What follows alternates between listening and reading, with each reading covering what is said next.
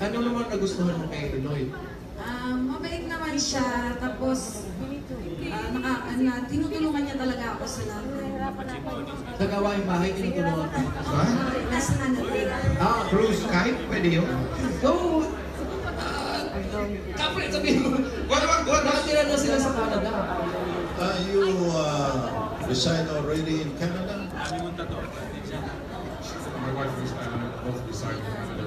Nasa Canada na kami. Nag-vacation lang kami ngayon kasi... You're in vacation because of your brother-in-law? Yeah. Wedding now?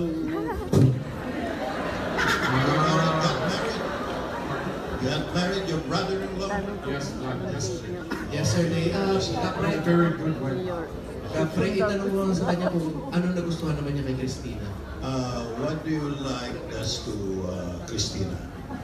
I like her. Filipinos like close to family. Family values are very important. Very patient?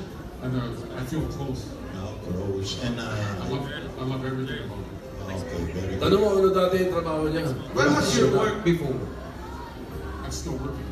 Yeah, okay. Why? Why you stop working? No, still. Dati. I work at the daily newspaper as a journeyman compositor. You work in I make up the ads and go to the newspaper. I'm a journeyman compositor. You know, if you look in the newspaper, you see the ads. I make the ads. Sa mga ads daw po sa newspaper. Diaryo sa Alberta. Kayo po, ano na po trabaho niyo ngayon? Ngayon po sa food processing po ako. Canada? Gumagawa po kami sa Canada din po. Gumagawa kami ng mga pizza, mga salad, mga ganyan. Sa Canada kayo nakatira?